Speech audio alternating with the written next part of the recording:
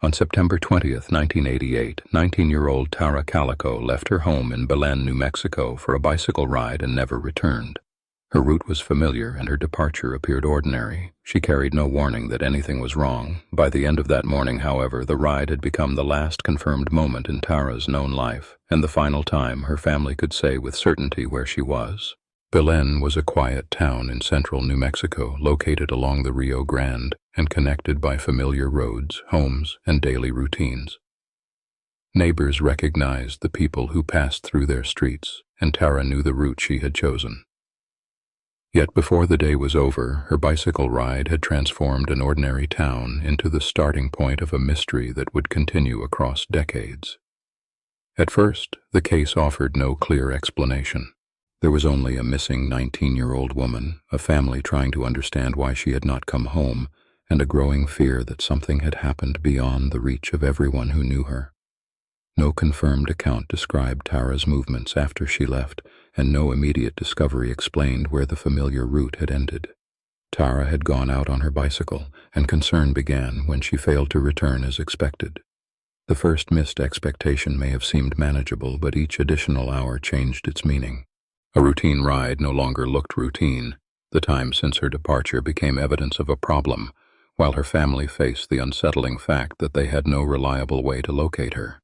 A late return can begin with worry, then become an emergency when calls, checks, and searches produce no sign of the missing person. For Tara's family, concern developed into an urgent search through the places connected to her daily life. The bicycle ride, once an ordinary part of her routine, became the last known fragment of her life and the central starting point for investigators. Those first hours created a problem investigators would face repeatedly. There was a disappearance, but no certain account of what had happened after Tara left home. A precise timeline could not be completed, and the gap between her departure and her disappearance remained unexplained. Without a confirmed witness, location, or sequence of events, every possibility remained open while none could be established as fact. Belen was not just a point on a map. It was Tara's home, the place tied to her family, her routines, and the roads she knew well enough to travel by bicycle.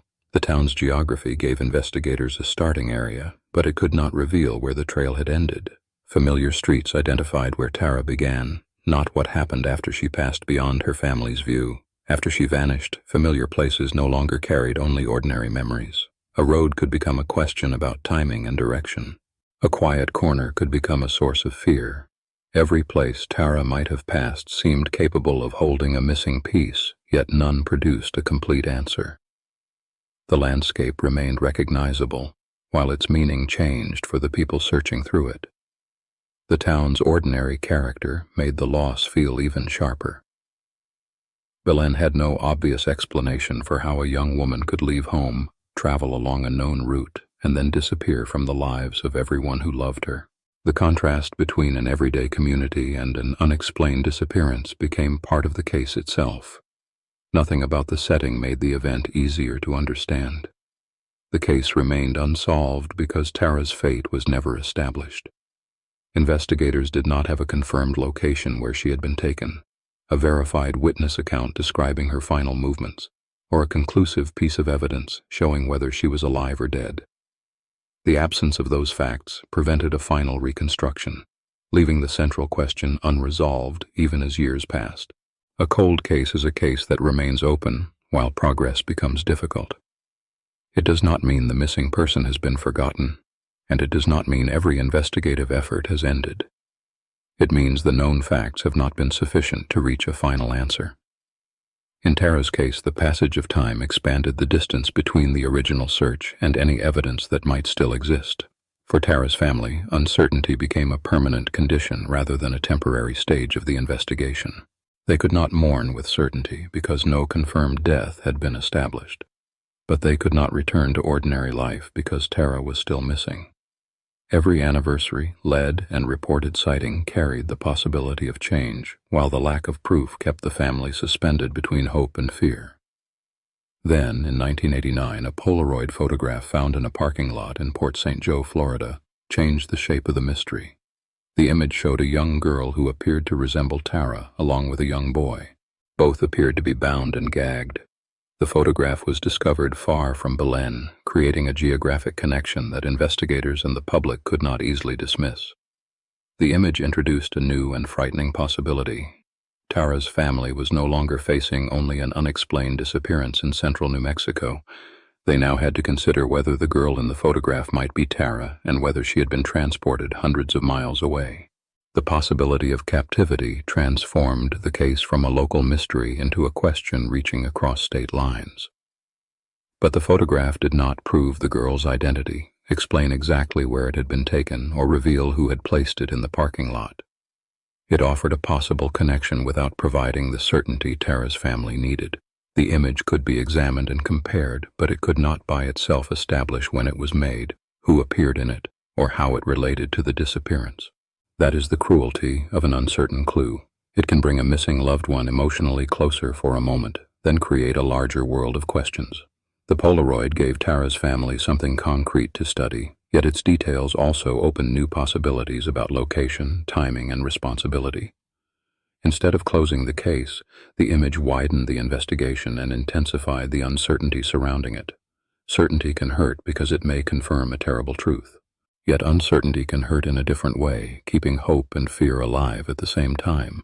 The Polaroid became a symbol of that pain because it seemed to contain an answer while refusing to provide one. Its existence suggested a possible connection, but its ambiguity prevented the family from knowing whether that connection was real. From that point forward, Tara's disappearance was tied to an image that could be studied, remembered, and debated. Investigators could return to the photograph, researchers could examine its details, and the public could compare the girl's appearance with Tara's known features. Yet the person at the center of the case remained missing, and the photograph could not supply the one fact her family needed most. What had happened to Tara? The Polaroid showed a girl lying or sitting with her hands bound and a cloth across her mouth. It was found in Florida, hundreds of miles from Belen, months after Tara disappeared on September 20, 1988. Many people believed the girl resembled Tara, especially because of her hair and facial features. But the photograph could not establish her identity, its exact date, or how it reached that parking lot. The photograph offered a face, but not an explanation. Investigators could examine the girl's clothing, the bindings, the cloth, the background, and the condition of the print, yet none of those details supplied a confirmed name. Its origin was never firmly established, and every visible clue stood beside a larger field of unknowns about who had taken it and why. That uncertainty changed how people remembered Tara. Before the photograph, she was the 16-year-old girl who had left Belen on a bicycle, a student with familiar routines, plans, and people who knew her voice. After the image appeared, public attention shifted toward a possible victim whose identity remained unconfirmed, replacing an ordinary life with a frightening possibility. For her family, that change carried a painful loss. The real Tara, remembered through family habits, conversations, and daily routines, seemed to disappear behind the photograph. Strangers studied the image for signs of recognition, while those closest to her had to confront the possibility that a few blurred features might represent their daughter, sister, or friend in danger. The image became useful only when investigators separated what it showed from what people believed it meant. They had to ask where it was found, what objects appeared around the girl, how the setting could be identified, and whether the resemblance to Tara was reliable. They also had to compare the photograph with known descriptions, photographs, and physical details without allowing fear to decide the result. They had to consider whether the picture had any direct link to New Mexico at all. Florida was not Belen, and the distance between the two locations did not prove that Tara had traveled there.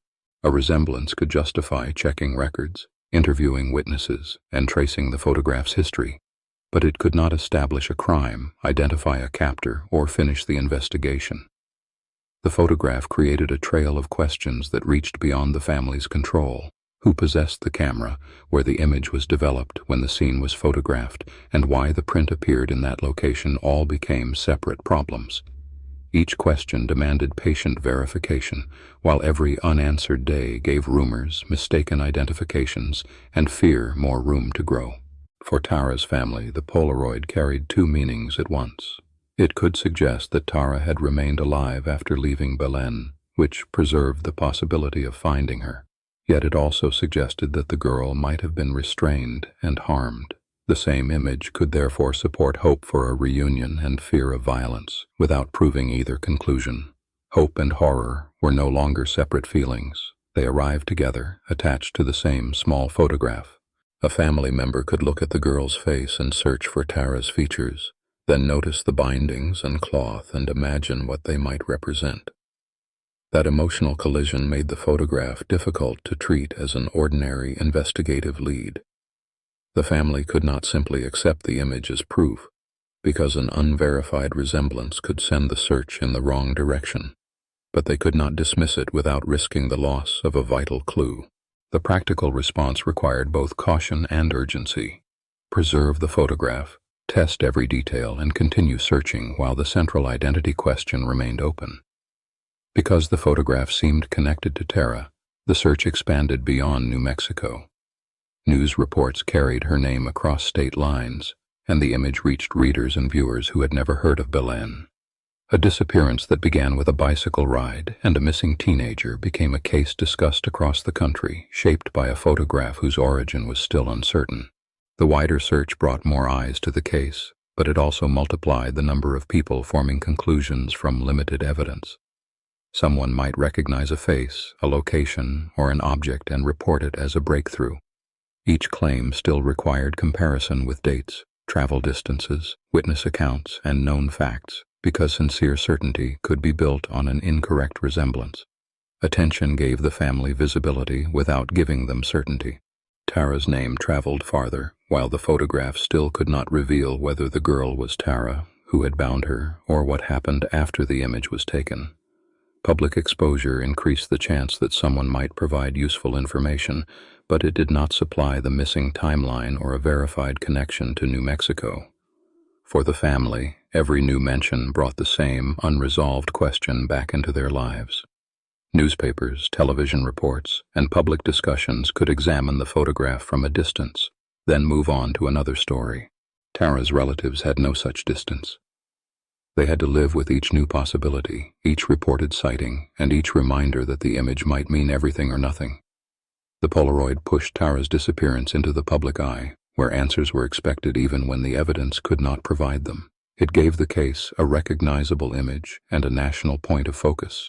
But recognition was not identification. The photograph made the mystery easier to remember, not easier to solve, and its public power exceeded its proven information. Public attention changed the scale of Tara's disappearance, but not its certainty. Tips could arrive from across the country, yet each one still had to be tested against dates, locations, witness accounts, and the limited evidence available. Some leads offered a possible sighting, others centered on the Polaroid, its setting, or the identities of the people shown.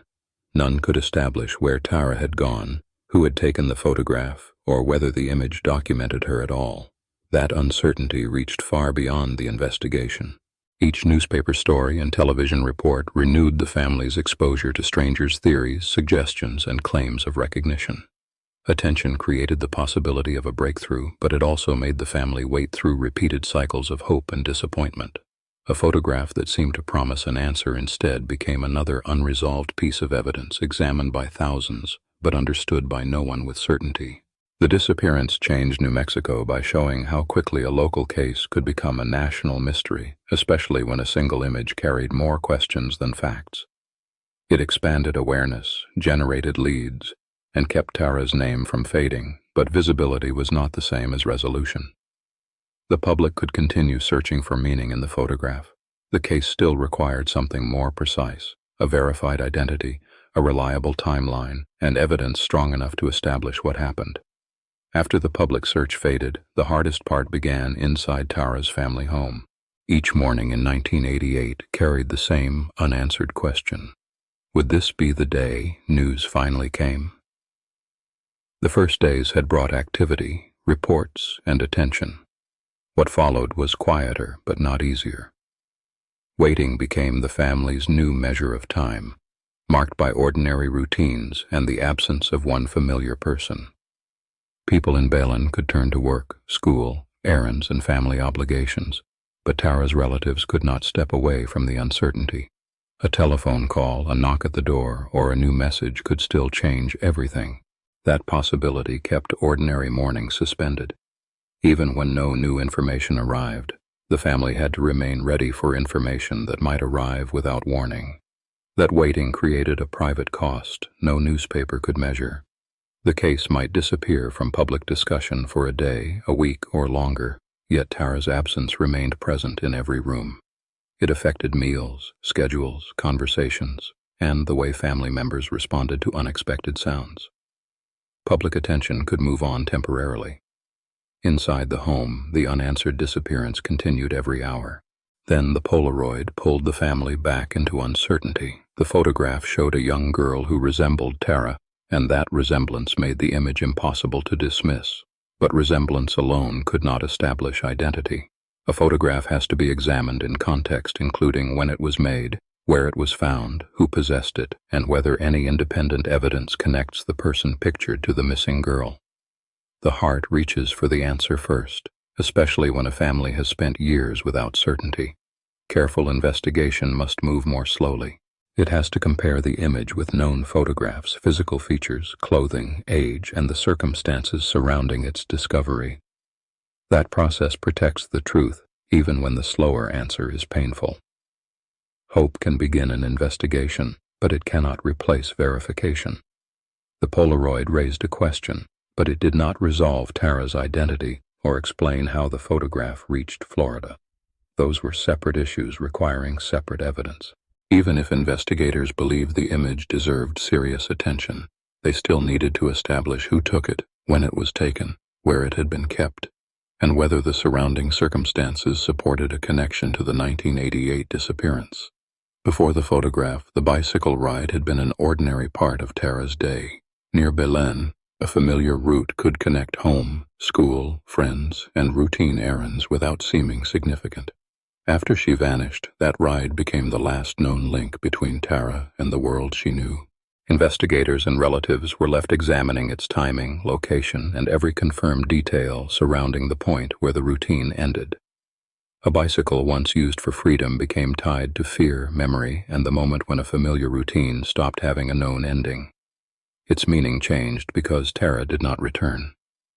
The route could be discussed in terms of distance, time, and witness accounts, but those details could not explain what happened afterward. An ordinary object had become evidence of an unfinished sequence. The ride itself offered no final answer, only a starting point for the search.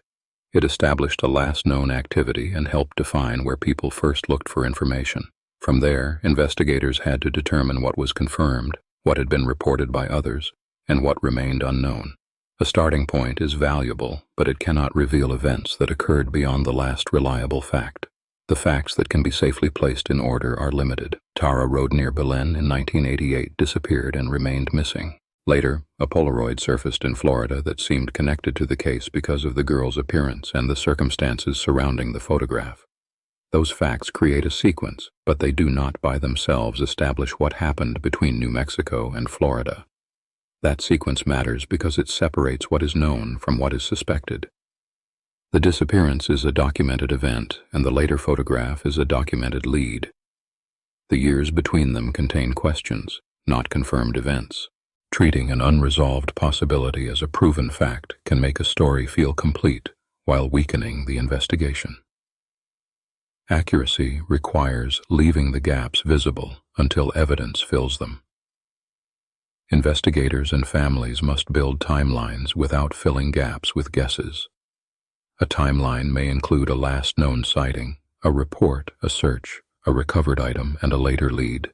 But each entry needs its own source and level of certainty. One uncertain link can change the meaning of everything that follows, especially when years have passed and memories, records, and locations may no longer be easy to verify. The timeline remained incomplete, and the photograph could not supply the missing years. It could prompt renewed attention, encourage comparisons, and lead investigators to revisit earlier assumptions. It could not independently explain Tara's movements after the bicycle ride, identify every person connected to the image, or establish a continuous path from Belen to Florida. The photograph expanded the investigation without closing it. When the first search ended without a known fate, Tara's family had to return to daily life with an empty place beside them. A chair, a room, a familiar time of day, or a routine connected to the bicycle ride could suddenly remind them that someone was missing. The outside world might measure the case in reports and headlines. The household experienced it through repeated, ordinary reminders. There was no clear moment to mourn and no clear reason to stop hoping. Tara had not been found, and without a confirmed explanation, the family could not place the disappearance neatly in the past. They had to carry grief and expectation at the same time. One feeling recognized the loss already endured. The other remained open to the possibility that new evidence could still bring an answer. The missing person's absence became part of the household's routine, but routine never made it ordinary. Family members learned to live around unanswered questions, anniversaries, records, memories, and the possibility of renewed contact. Practical life continued because it had to continue. That continuation should not be mistaken for acceptance or closure. A family can adapt to absence while remaining fully aware that the central question is unresolved. A disappearance becomes a public case when a person's name, image, and possible clues reach beyond the family and local authorities. Public attention can bring new witnesses, fresh leads, media scrutiny, and pressure to keep searching. It can also preserve information that might otherwise be forgotten. In Tara's case, the later Polaroid gave the public a new point of attention. But attention still required evidence to become progress. But attention also changes the family's burden. Tara's story could reach people who had never heard of Belen or understood the circumstances of her disappearance, while her relatives still had to live with the same unanswered question. Every new report could renew hope, uncertainty, or painful speculation. Public interest kept the case from disappearing completely, yet only verified information could explain what happened and bring the family closer to the truth. Belen, New Mexico, was far from the Florida parking lot where the Polaroid was found. Tara Calico had disappeared near her hometown on September 20, 1988, during a bicycle ride, while the photograph surfaced months later on the opposite side of the country. Between those points lay more than 1,000 miles of highways, communities, and unanswered time. Yet one small image pulled both places into the same investigation. For Tara's family, that distance was impossible to ignore. She had vanished from a familiar New Mexico community where people knew the roads and understood her routines, while the only possible sign of her appeared in a Florida location they had never expected to search.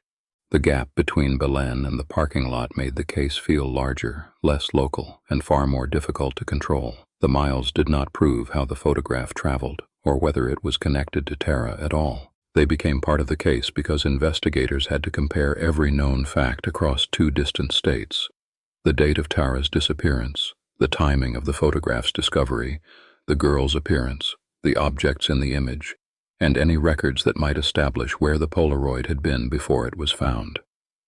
After Tara disappeared, Belen could still look ordinary from one day to the next. The same roads remained open, businesses continued operating, families followed familiar schedules, and bicycles still moved through neighborhoods. But the town no longer felt untouched. A local disappearance had entered the community's memory, changing the meaning of ordinary routines without changing the physical streets themselves. A familiar road can change when someone vanishes from it. A route once associated with exercise, errands, or a short ride can become a place people examine for overlooked details. Residents may remember what they saw, what they heard, or which vehicles passed through, even when those memories seem insignificant at first. Ordinary places begin to hold questions that were not there before. Tara's absence gave the town a new memory, one that could not be separated from the homes, roads, and people who had known her. Her name became connected to a particular date and to the bicycle ride that ended without an explanation. As time passed, the physical landscape remained recognizable, but the disappearance gave those locations an enduring association with uncertainty and loss. Then the Polaroid made the fear more concrete. The girl in the image appeared bound and gagged, seated beside a young boy, and the photograph suggested confinement rather than an accidental encounter. Yet it offered Tara's family no clear way to reach the girl, protect her, or determine whether she was alive when the picture was taken. The image showed danger without providing access to the person inside it. They had to face the possibility of violence through a still photograph with no voice, confirmed date, verified location, or established identity to guide them. The picture did not explain who had restrained the girl or why the boy was present. It gave the family a disturbing set of physical details, but no reliable sequence of events connecting those details to Tara's disappearance in New Mexico. The photograph turned helplessness into the central fact. The family could see a possible victim, but they could not hear her, question her, or know whether she was safe. They could study the frame repeatedly and still receive no answer. The image created the appearance of evidence while withholding the information needed to act on it, leaving them trapped between recognition and uncertainty. To test the resemblance, people compared the girl's face with Tara's known photographs. They examined the shape of her features, the length and color of her hair, her apparent age, and the visible markings on her body. They also considered the clothing and the book positioned near her, because even small details could matter when the central question was whether the girl was a missing 19-year-old from Belen. But resemblance alone could not settle the question. Investigators had to ask whether the setting and timing fit, whether the girl's physical characteristics matched reliable records, and whether any independent witness, document, or forensic detail connected the photograph to Tara. A face might appear similar because of lighting, image quality, age, or expectation. Identification required more than a family's understandable belief that they had found her. That process required patience because hope could make a likeness feel like proof before the evidence was complete. Tara's relatives had a powerful reason to search every feature for confirmation, while investigators had to preserve the distinction between a compelling possibility and an established identification. The more emotionally important the photograph became, the more carefully each conclusion had to be tested against facts that could be independently verified. Before the Polaroid, Tara's family faced a blank disappearance. They had a missing person, a known starting point, and a growing absence of answers, but no image showing what might have happened after she left home. After the photograph appeared, they faced the possible image of a person suffering, without knowing whether that person was Tara or whether the scene had any connection to New Mexico. The photograph did not simply bring hope, it forced the family to picture a danger they had previously been unable to see. A disappearance can leave relatives imagining many possibilities, but the Polaroid supplied a specific and frightening scene: restraints, a gag, another child, and an unknown location. That specificity made the fear more immediate, even though the photograph still could not establish when or where the events had occurred. A single image could therefore create a new kind of pain, shaped by both possibility and doubt. If the girl was Tara, the photograph might be evidence of a crime and a final indication that she had been alive after disappearing. If she was not Tara, the family had been drawn toward a devastating false lead. Either possibility carried consequences because the image changed what they had to consider without resolving what had happened. The girl in the photograph could not explain who she was, where the picture had been taken, who had left it in the parking lot, or what had happened before and after the exposure. She could not identify the people around her, clarify the role of the boy, or confirm whether the scene was staged. Every missing fact had to be reconstructed from a single frame whose original context had disappeared. Every unanswered question remained attached to her silent face, leaving investigators to separate what the image actually showed from everything people feared it might mean. The photograph showed physical restraint, a seated girl, a young boy, and several objects within the frame. It did not show the date, the photographer, the location, the circumstances, or the events that led to the scene. Those limits mattered as much as the visible details. Without the girl's voice, the Polaroid could point toward a question, but it could not provide the final truth. It could connect Florida to the search for Tara, intensify attention on the disappearance, and generate years of examination, but it could not independently identify the girl. For Belen and Tara's family, the photograph changed the case by making uncertainty visible while the central question remained unanswered. Tara's family was left in a painful middle ground after her disappearance from Belen in 1988. They could not live as though she had died because no death had been confirmed. They also could not live as though she were safe because she had vanished while riding her bicycle and never returned with an explanation.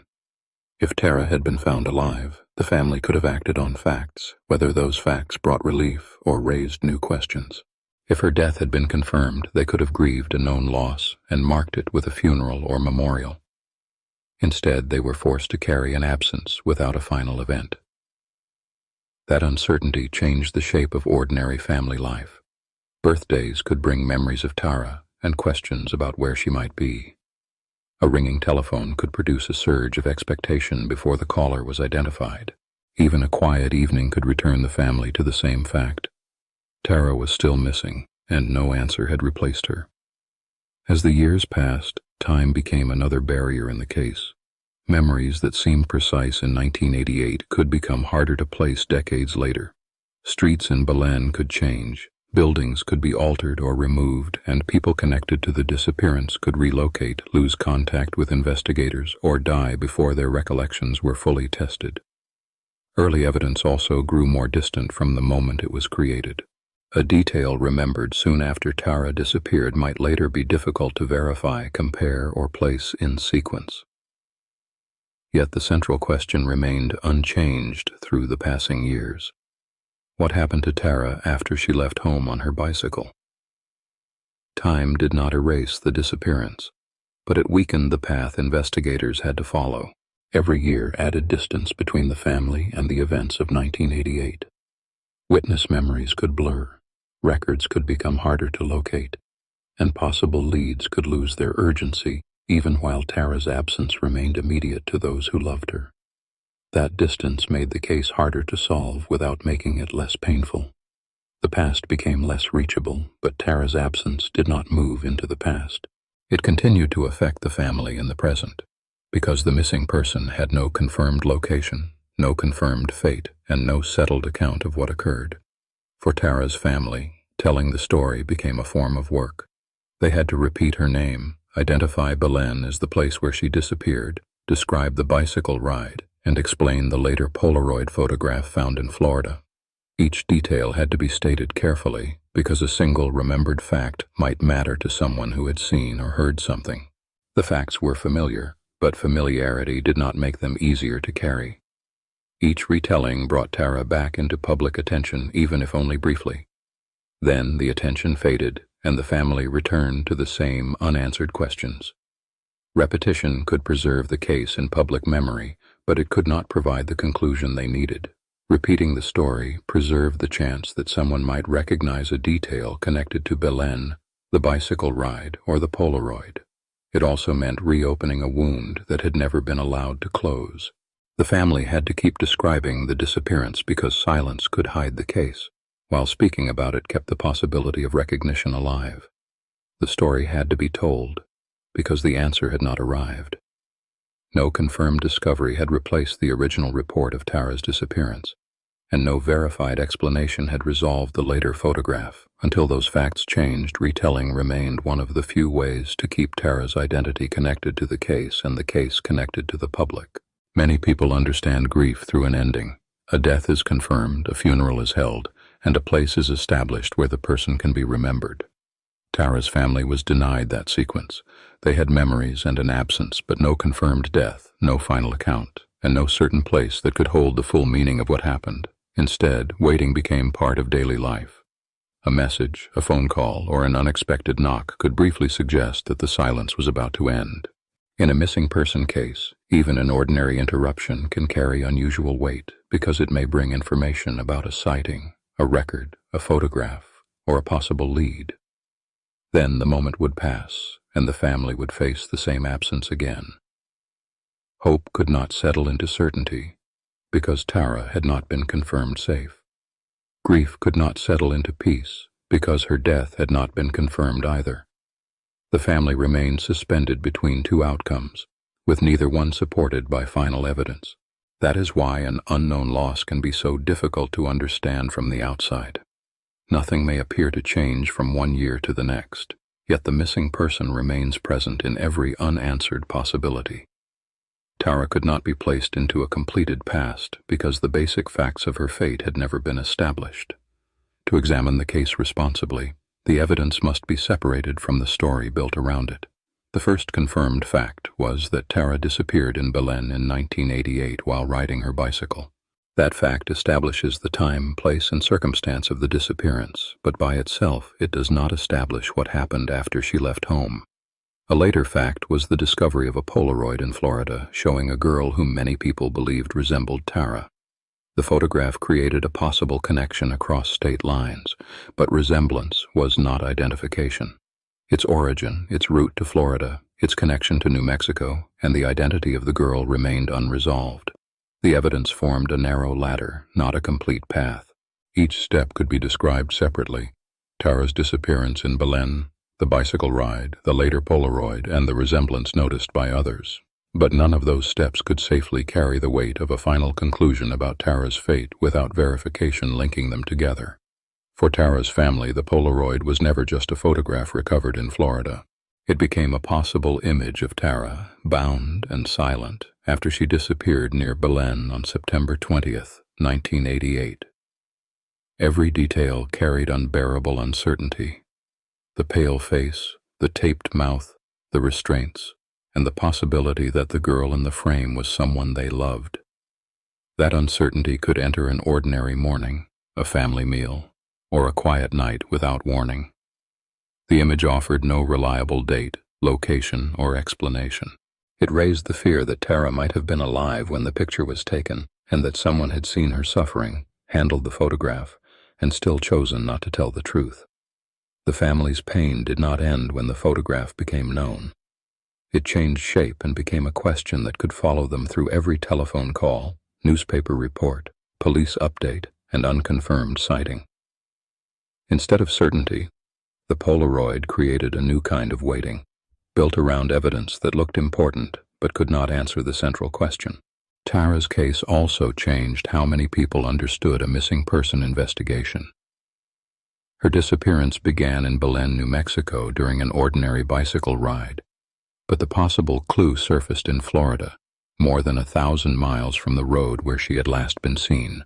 The distance made the case feel larger than any single town or county. That distance showed families that a missing person could cross state lines, while the search for answers remained divided among local police, state investigators, federal agencies, newspapers, and witnesses whose memories changed over time. A case that once belonged to Belen could suddenly involve Florida authorities, national media, and strangers across the country. The photograph made distance part of the mystery, and public attention became part of the search.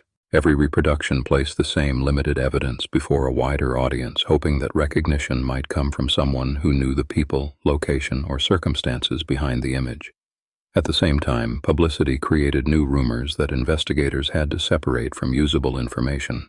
But being remembered did not make Tara's family feel safe or whole.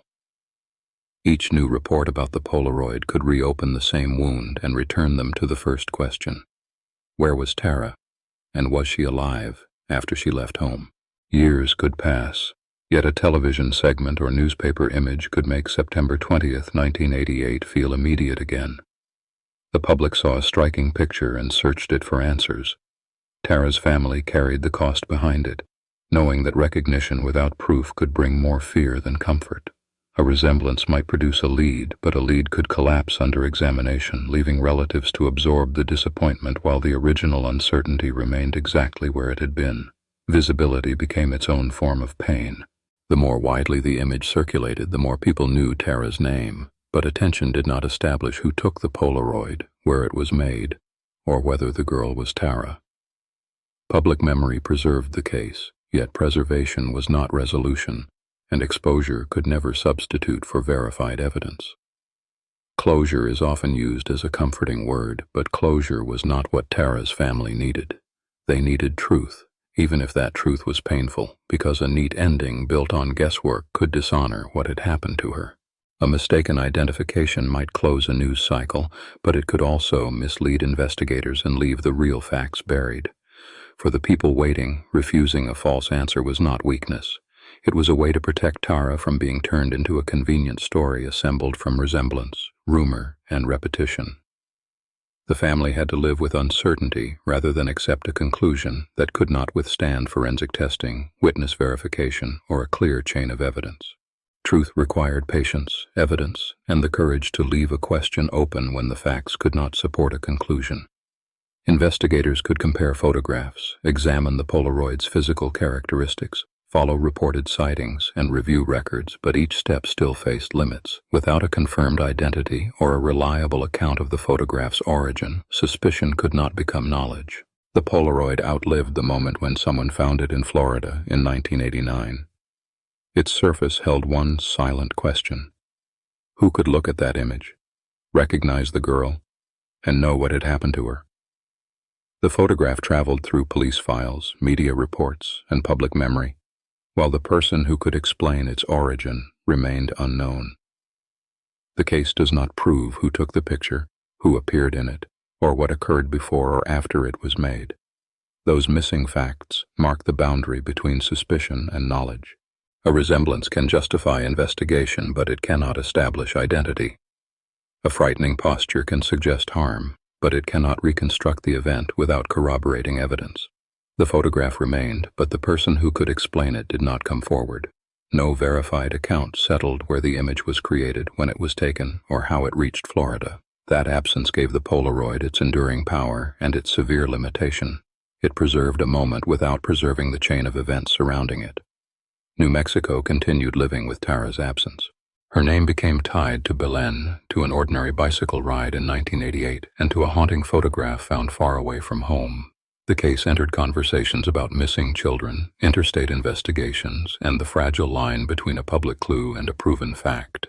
A private loss became part of the state's memory, reminding families that an everyday journey can leave behind a question lasting for decades. A bicycle, a familiar road, and a girl who failed to return home became connected to a photograph discovered in another state, where distance made every explanation harder to verify. Tara's absence became a lasting part of New Mexico's story, even though the final truth remained out of reach. The Polaroid kept the case visible, but visibility could not restore the missing years, identify the person responsible, or tell Tara's family what happened after she left Belen. The unanswered question endured because the evidence endured without resolution. Tara disappeared in 1988, but the case did not end when the initial search grew quiet. The discovery of a Polaroid created a new line of fear and inquiry, linking a missing 19-year-old from Belen, New Mexico, to a disturbing image found more than 1,000 miles away in Port St. Joe, Florida. Public attention expanded as people studied the photograph and asked whether the girl inside it could be Tara. The image appeared to show a young girl bound and gagged, creating an immediate emotional connection to the disappearance. But no confirmed fate followed, and without that answer, the case slowly became a lasting cold case. The photograph kept the case visible, even as certainty remained out of reach. It gave investigators, Tara's family, and the public something concrete to examine, yet it did not provide a verified name, a confirmed location, or a reliable account of what had happened before or after the picture was taken. For Tara's family, time was not measured by headlines or renewed public interest. It passed through birthdays, ordinary seasons, family changes, and the quiet turning of one year into another, while her fate remained unknown. The calendar advanced, but the unanswered question from 1988 stayed fixed in place. Each passing year brought no final moment to grieve and no clear reason to keep waiting. The family had to carry hope and loss at the same time, responding to new rumors while preserving the possibility that Tara might still be found. That emotional uncertainty became one of the case's lasting consequences. The deepest uncertainty lived between resemblance and proof. Many observers believed the girl in the Polaroid looked like Tara, and that resemblance made the photograph difficult to dismiss. Yet a face alone cannot establish identity. Without corroborating records, reliable witnesses, or scientific confirmation, resemblance remains an indication rather than a conclusion. That gap was painful because the image seemed close to an answer, while the evidence stopped short of giving one. A photograph can preserve a moment with remarkable detail, but it cannot automatically identify the person shown, establish when the image was taken, or prove how it connects to a missing person report. In 1989, at a store in Port St. Joe, Florida, A Polaroid was found and later examined by investigators, Tara's family, and members of the public. The photograph became part of the case record, but no confirmed source identified the girl and no verified record proved that she was Tara. The distance between Belen and Florida only intensified the questions. Responsible storytelling must protect Tara from being reduced to a conclusion the evidence cannot support. Calling the photograph definitive would erase the distinction between suspicion and proof, while treating an unverified theory as fact could mislead the public, distort future investigation, and cause additional pain for relatives who have lived with uncertainty since 1988. That means calling her a missing young woman from Belen, New Mexico, and describing the Polaroid as a disturbing image of a girl who appeared bound and gagged. Every uncertain point must remain clearly marked as uncertain, including the girl's identity, the circumstances surrounding the photograph, and the connection between the image and Tara's disappearance. The facts do not become weaker when their limits are stated plainly. They become easier to trust. The known sequence remains significant. Tara disappeared in 1988. A Polaroid was found in Port St. Joe in 1989, and the image prompted years of attention without producing confirmed identification or a verified account of Tara's fate. The urge to solve the mystery quickly is understandable, but Tara's family has lived with the consequences of every possible answer.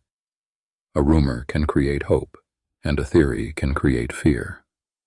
A new claim can send people searching through old records or revisiting painful memories.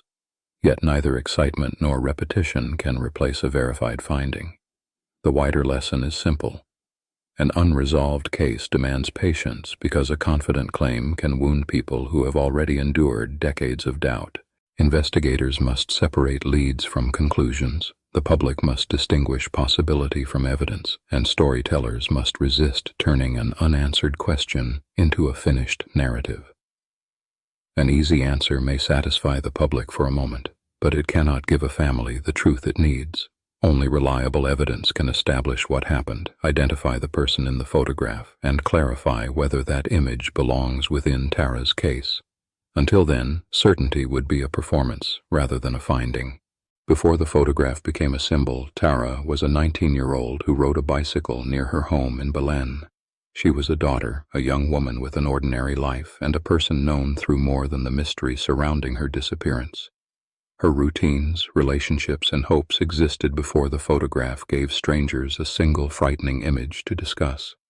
The story must hold both images together: Tara as she lived, and the unidentified girl shown in a Polaroid under frightening conditions. One image preserves her humanity through the life remembered by family and community, while the other preserves a question about identity, circumstance, and the limits of what can be established from a single photograph. Tara was never only the girl in the Polaroid. She was a person from Belen whose disappearance affected a family, drew attention across state lines, and remained unresolved despite the passage of decades. The photograph may be central to public memory of the case, but it cannot define Tara's entire life or stand in for proof that has never been confirmed. Remembering Tara as a whole person changes the meaning of the case. The Polaroid can preserve evidence, but it cannot capture her family, her routines, her plans, or the 19-year-old who left home on a bicycle and never returned. Those details are not separate from the investigation. They are what make the investigation matter. The photograph asks who the girl was, but Tara's life asks a deeper question. How can a missing person remain fully seen when the world knows her mainly through the image left behind? The questions remained painfully simple, yet impossible to answer. Where did Tara go after leaving home on her bicycle on September 20th, 1988? Who was the girl in the Florida Polaroid, and how did that image reach a parking lot far from Belen, New Mexico, more than a year later? The photograph created a path the family could follow, but not an ending they could trust. It raised the possibility that Tara had been taken and held somewhere beyond New Mexico, while leaving open the more basic question of whether the image showed Tara at all. Those questions stayed attached to the case long after the first searches ended. They remained in police files, newspaper reports, and family memories, surviving the passage of years because no verified sighting, physical discovery, or confirmed witness account replaced the original uncertainty. The Polaroid gave investigators a possible answer without confirming one. The girl appeared bound and gagged, and many people believed she resembled Tara, but resemblance was not proof. The family received enough information to fear the worst, but not enough to know who had created the photograph or where it had been taken. That uncertainty became the most painful fact in the record. Tara was gone, and the strongest clue could not tell them where she was, who had taken the picture, when it had been made, or whether it showed her. Even the image's existence produced questions faster than answers. The photograph brought fear closer, but certainty remained out of reach. It suggested confinement, movement across state lines, and a possible connection to Tara's disappearance, yet it supplied none of the details needed to establish a crime, identify a person, or reconstruct the missing hours after she left home. Tara's disappearance changed the meaning of an ordinary road in Belen. A route used by a 19-year-old on a bicycle became part of New Mexico's shared memory. Then the Florida Polaroid carried the case beyond the state, turning a local disappearance into a national mystery discussed by investigators, reporters, and people searching for clues. Yet the evidence never formed a complete chain. The road, the bicycle, the photograph, and the reports all existed, but no verified finding connected them to a final account of Tara's fate. Each piece pointed toward a larger story, while the crucial links between those pieces remained unproven. One disappearance had entered the history of New Mexico without receiving a conclusion. The date remained fixed as September 20th, 1988. The photograph remained associated with the case after it surfaced in 1989, and Tara Calico's name continued forward without the discovery that could explain what happened. To the public, the case could be reduced to a name, a date, and a disturbing picture. For Tara's family, it could not be set aside after a news report ended or an investigation went quiet. The mystery followed them into ordinary days, where every unanswered question remained personal and immediate. The lasting result was not a solved case, but a permanent place for Tara's name in missing person records, public memory, and the work of searching for people who vanish without explanation.